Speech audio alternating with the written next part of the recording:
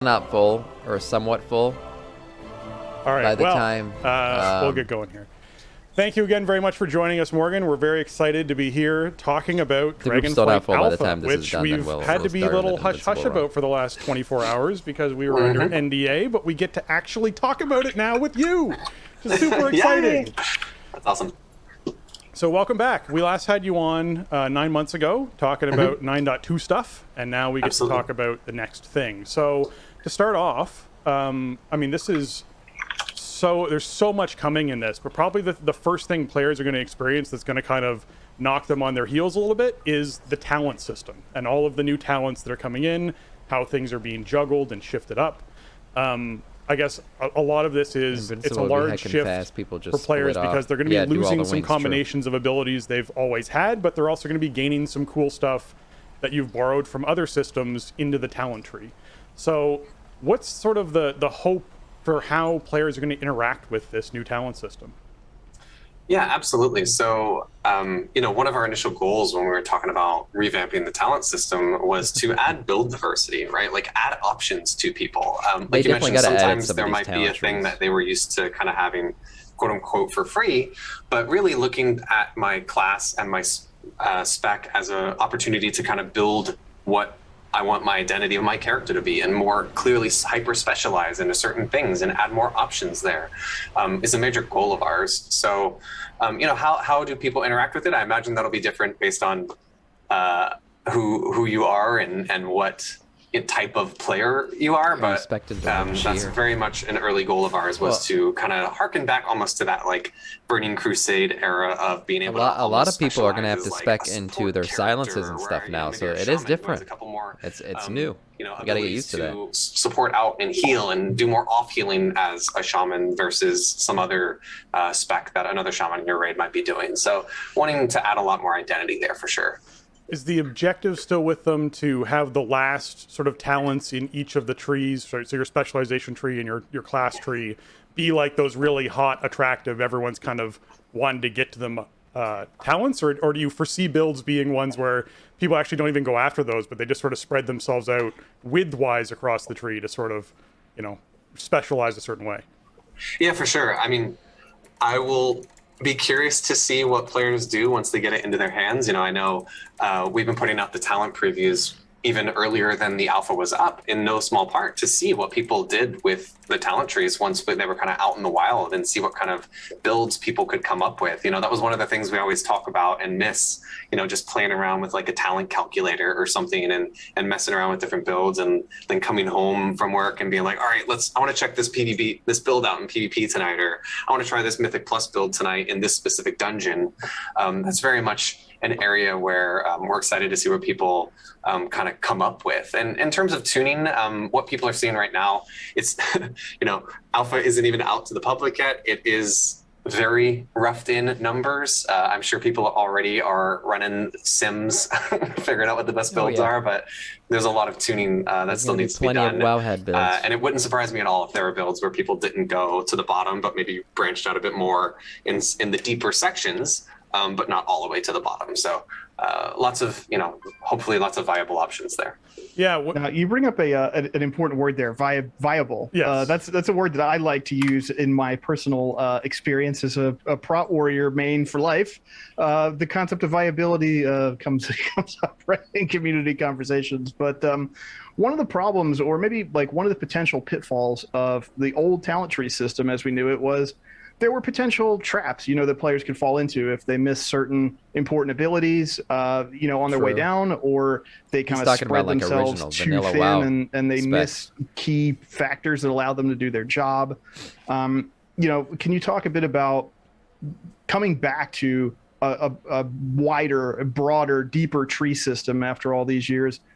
How do you avoid, potentially presenting these pitfalls to players? Or what about things like, obviously we have very rough trees right now, but what about things where you can pick an ability in a spec tree that modifies an ability that you didn't pick in your class tree, things like that? Yeah, totally. So that specific instance that you're talking about there, that's actually a topic we've been discussing a lot since that's been a hot topic in the community about there's talent in my spec tree that modifies ability in my class tree. What if I didn't take it? Like, that's literally a dead talent at that point? That seems weird. So that's very much a thing that we're talking about adjusting.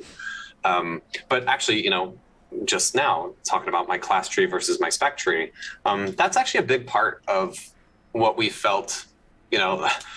We originally started out when we were developing the talent tree as closer to a classic talent tree. It was just one big tree. It's weird. And it's different. A kind of huge aha moment for us was when we were like, well, what if we actually had two trees and two types of talent points? Where we're awarding you one that can go in this tree and another that can go in this tree. And for me, that kind of broke my brain for a minute, because I was like, I can't think of too many games that do that. Like Path of Exile has your Ascension tree versus your normal tree, and like that was the closest example I could think of, and I was like, this is breaking my brain. But that was a really big kind of step for us, where we were talking about it from the perspective of, well, we don't have to make you choose between really awesome utility options and DPS throughput options, because that was an example where you might have come into or run into this before.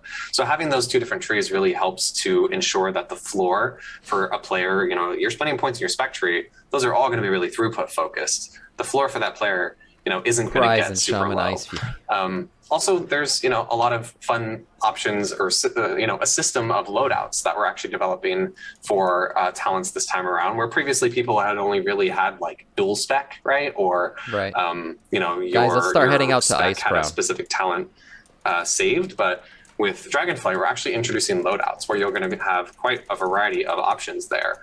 And of course, we've been talking about like potential features there. We're like, hey, can I like share my loadout with other people so that they can like see mine and then load it into mine? So adding some social features there, where if you're like, hey, what should I be doing? I feel like I'm not doing it well enough. Somebody in your guild can be like, hey, here's my loadout, do this, right? Actually, okay, I think those are out all really cool tools that we didn't have before that should really be interesting to see how they play out. Man, very, very cool. I like the idea of being able to share my spec with someone, or I'm picturing even in a community base where people are posting on the forums or posting, inside social media or discords, that kind of idea. This is my spec. This is what I'm doing for this dungeon. Or I'm sure Raider.io would get all over it with different people who are doing MDI stuff with different specs. So yeah, that's really neat. I like that concept a lot. Yeah, and just being able to say like, hey, this is my Mythic Plus raid. I made a note earlier about like, Mythic Plus often start heading out to Ice Crown. People like to talk about the big polls, but on the content side of things, we always try to come at it from the perspective of, hey, we can. This is how it's really going to go. You queue for Mythic and raids. You are not spec'd in a blank. Can you respec? Oh no, this is how I want to play. Okay, kicked from the group. Have a dungeon where a 20 poll is a thing that could happen. Basically. But we also should be designing some of our dungeons where that's literally not possible. Like maybe I always like to point out, dungeons like I'm gonna head out to Ice as a great example. Most recently, where like, that's just a dungeon full of big bruiser creatures that you don't want to do giant pulls through large swaths of that dungeon. So really keeping an eye on how we're developing the content and making sure that plays well with the systems. Very cool. One last talent tree thing that I just wanted to check in on. When you guys are actually developing this, because I always like getting some insight around the development of it, does your team approach it from things like interrupts should be this far into the tree, and things like this ability should be that far into the tree? Like, for class design, like, do you see that sort of similarity between a rogue design and a druid design and a priest design kind of idea? You keep hitting on the ones that are hot topics right now. Interrupts is an interesting one, right? Like, is there a world in which, I get into a Mythic Plus dungeon and there's a rogue that doesn't have kick, right? Like, in what world would we be okay with that? So that's very much something we're talking about a lot right now. But in terms of just the high level philosophy about how we approach the trees, absolutely. So, I'm not sure if you had a chance to play around with it too much, but really high level, we're talking about just like things like how many points should be available before the first, I'm not sure, the little lock symbol. Yep. Like internally, we kind of call them gates. Like there's a gate and you have to spend so many points before the gate unlocks and you can move past it. So making sure that There are a specific number of total points, like how many points do I need to spend to get to one of those capper points or those capper talents I'm sure that you were there's going to be talking changes about. to these trees. Really high level goals like that to make sure that we're being consistent along the across way. the specs there are a lot of what our discussions are about. But when it comes to what the individual tree is shaped like, things like that, we talk it's another about quarter like star set. Legion artifacts were really cool because they all were very different shapes. The way that they were structured were very different, and it worked out well there. But we want to make sure that there's consistency in terms of like the high level philosophy of what should be available with X points or Y points in each tree. Yeah, I have played around with it a fair amount in the last 24 hours, and the one thing I ran into was Resto Druids having to spec into remove corruption, but then naturally getting Nature's Cure. So then you end up with 2 dispels on the same cooldown, which felt really weird. Yeah, those rough edges alpha are definitely things. being smoothed out as we experiment with this system. Exactly. All right. So speaking of is that hot, you? And hot I didn't even topics, know you had a if you thought paladin. we were going to let you off the hook, one thing we wanted to talk about was raid and party buffs. Always a controversial topic. They are returning and being expanded upon.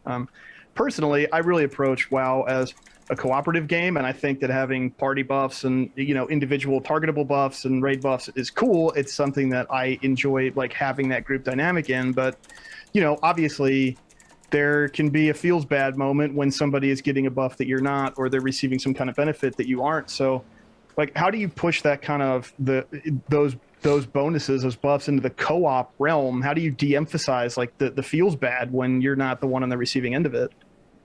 It feels bad. Yeah, there's a lot to dig into there.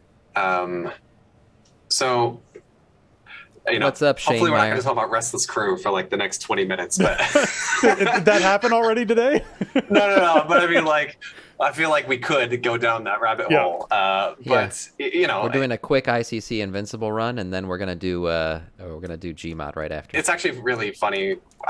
We were just talking about this today, where we're talking about on classic World of Warcraft, we're in Burning Crusade, which is kind of like peak party buff meta, right? And then they're about to classic's about to transition into Wrath, where like it got pulled way back, and then here we are kind of dipping our toe back into that pool again. I think when we think about it and talk about it, there's really 3 categories, right? There's the raid buffs, which are like, hey, let's make sure we have a warrior who has the raid buff, or let's make sure we have a monk so that we can get the physical debuff. And when we think about it from the perspective of the past, I think making sure that I guess I'll call it like the Tetris, right? The like building my group Tetris, the complexity can definitely get to the point where it's just too much. And not only is it too much, but like we also need to make sure that the use like a silly analogy, like the juice is worth the squeeze, right? Like if we're adding that thing, it should be cool. It should be exciting. When I'm in the party with the shaman with Wind Fury as a warrior, I am stoked. Versus some of the other buffs that we might be experimenting right now. We need to make sure that they're really cool and fun and are they want to give more important buffs. So there's the raid buffs with class. like party buffs versus party buffs like Wind Fury and Restless Crew, where there's definitely a line where we know exists where it is too far, and we're very early in alpha, and you can kind of expect us while we're this early to try to push as far as we can and kind of bump up against maybe where the line might be and then pull back. So that's very much where we are right now, where we're really kind of testing out to see which ones work, which ones don't. And philosophically, we understand that there's definitely a line there where the complexity gets too much. I think one of the big problems we saw with Burning Crusade was it got to the point where you felt like, well, I'm a rogue, and if I can't be in this specific party, I am way worse. Not like, oh, I don't have Wind Fury, like it might be on live right now. I'm a little bit worse, but it's not a big deal. There's definitely the tipping point where it starts to feel like, oh, well, we already have the melee group. You can't sit with us, and that's definitely something that we are wary of. But we, philosophically, like you said, it feels really fun to get like the PI or be in the group where you get that cool buff.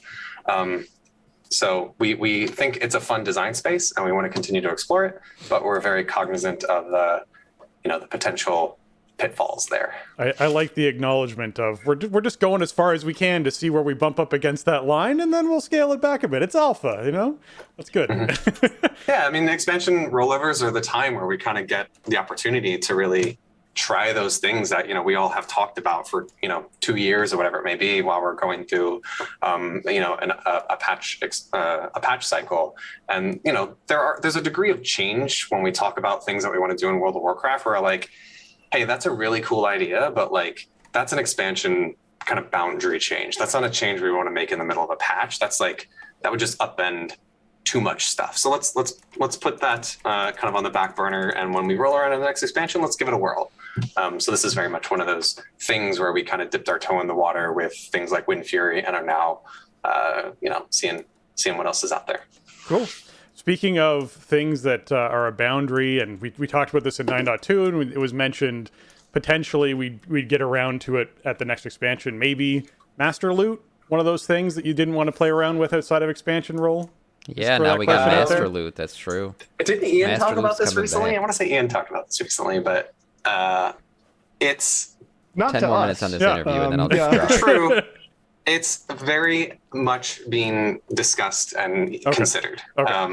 I think specifically what we're talking about is around Master raid Loot is great for guilds. Yeah, we raid probably won't do it in our loot like, rules. viewer raids. I doubt You we'll know, do we Master really Loot. like the It'll way just that be personal loot works for too political a very shit. large majority of the game. But when it comes to something But as definitely just Master Loot's good for intrinsically guilds. social, like raiding, having loot distribution be also a social function feels like something that makes sense, and we want to, you know, kind of explore further and kind of experiment there. And we'll very likely open conversations about that during Dragonflight development with the Ninja community looting. for sure. The return of Ninja I Looting. want to ahead. ask something about you know, something that strikes me about Dragonflight in a lot of ways is it feels like a back to basics expansion in some ways Yeah, in it terms does. of It does feel that way. you know, investing a lot of power in your character's identity, right? Like, who is your character at a base level? What do they do? What is their purpose in the world? What is their job?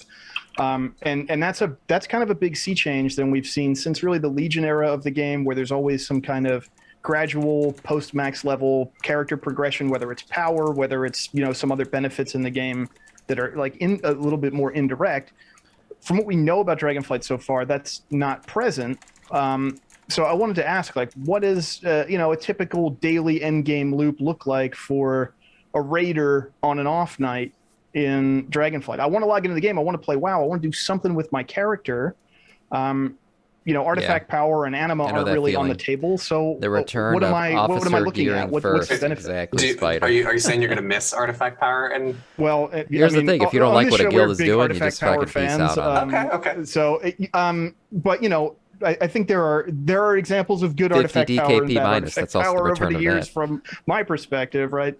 Totally. But you know, that kind of idea of like, well, if I log in, you know, okay, maybe I don't have raid tonight, or maybe my dungeon buddies aren't around, I'd but kill for I can some log rice in and with do season this. all on it right Yeah, now. totally. What the So, hell, Dave? you know, like you mentioned with Dragonflight, a large, you know, theme for us from a very early on, you know, discussions with this expansion, you know, there's this, you know, underlying theme of like awakening, right? Like you saw the cinematic that was super epic and came out recently, and it was all about like this flame. You know, that was looking being back on that reignited cinematic, and I the like it a island lot kind of more. almost like turning No. back on.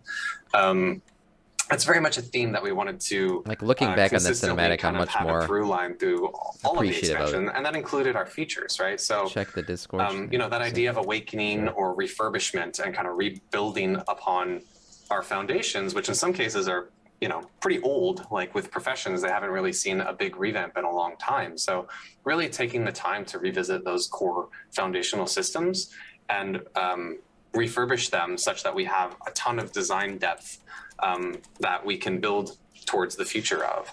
And in terms of just like, you know, what do we plan to do if I'm a raider and I just want to log in and do some stuff? There's obviously going to be tons of the existing activities, like Mythic Plus is still out there. We're actually trying some pretty interesting experiments with Season 4 with Mythic Plus, where we're using some more legacy dungeons that are coming into the pool.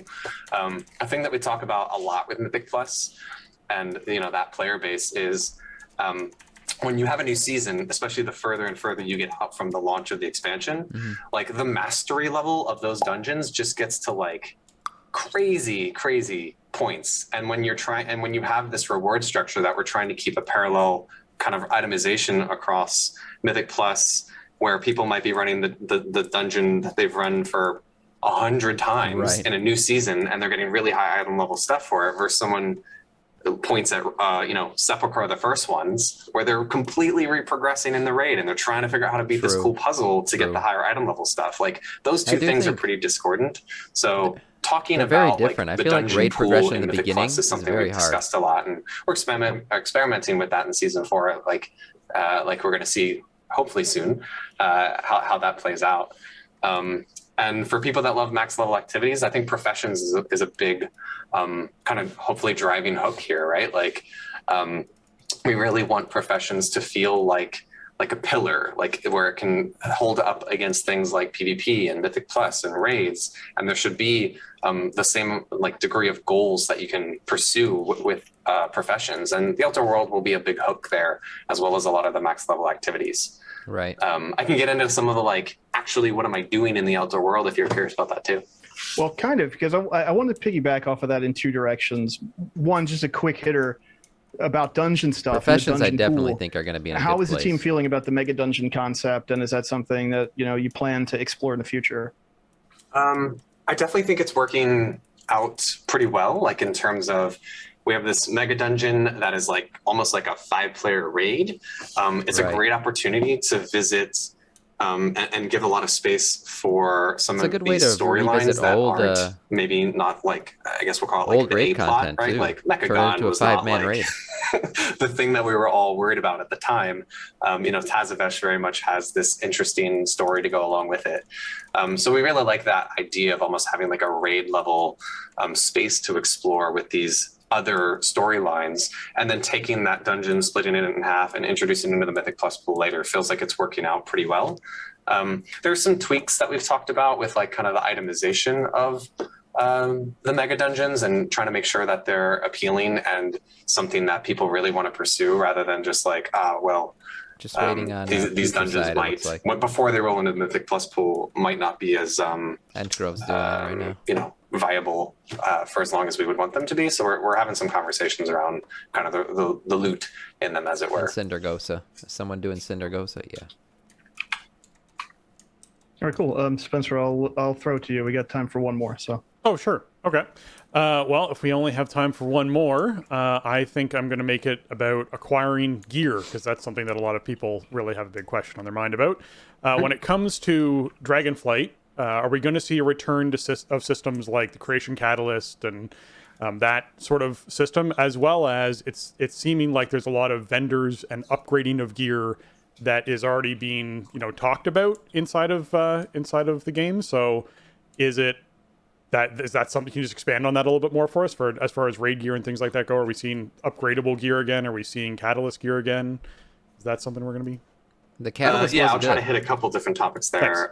So one, yes, we were overall happy with the Creation Catalyst in terms of the goal of not only creating catch-up for people who might want to have an alt or come into the patch a little late, feeling like they're not weeks and weeks away from having their set bonus, but also just that kind of bad luck protection, as it were. There's kind of the backstop on someone who, I've only got one piece of tier set and it's been X weeks.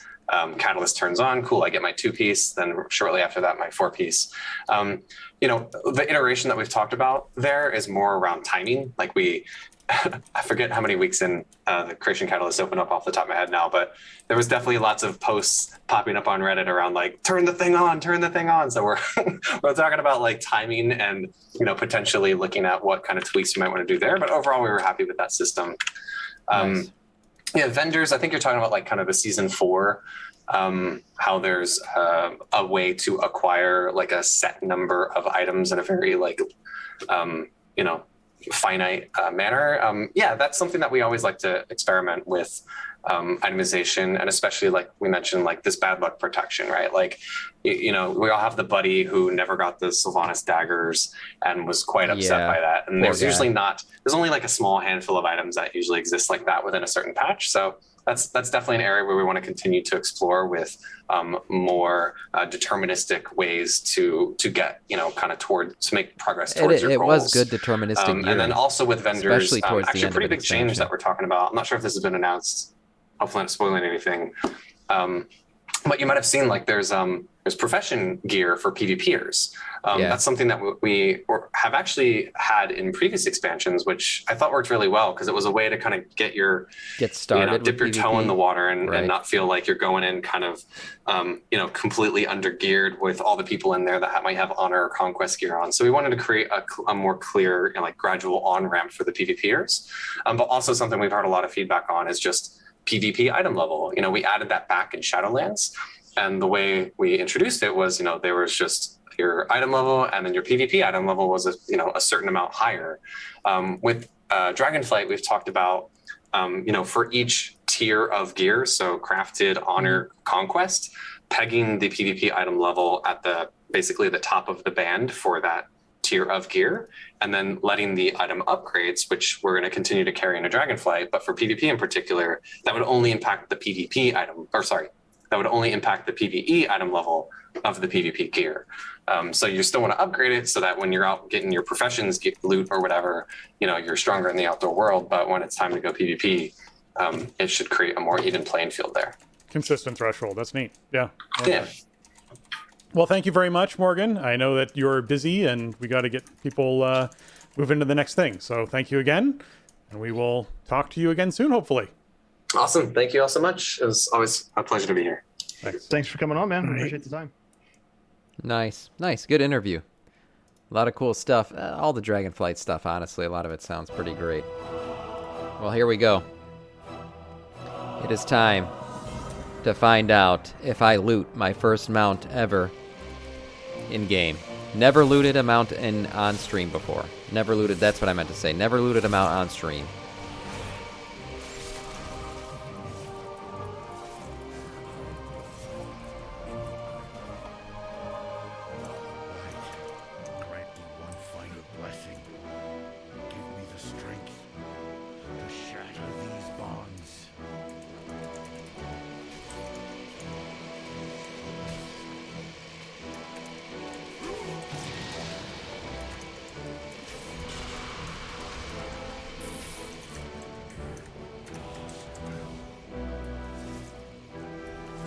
I just got Dragon Soul mount tonight. Nice. Damn. Alright, here we go. Here we go. Here we go. Does it happen?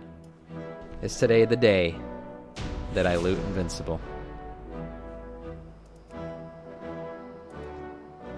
No, today's not the fucking day. Fuck this game. Alright, we're out of here. We're out of here. Okay.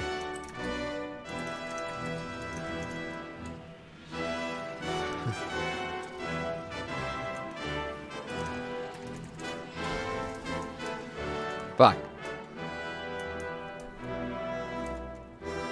Damn it. Anybody get it? Anybody get it? Nobody got it? Nobody got it? Yeah, no, fuck. Didn't drop. We got summons going out. I'm gonna start heading over there. Just another day. 1% drop chance is rough indeed. But then I feel like everybody has it at the same time. Why the fuck everyone got it, man? Why has everyone got it except me?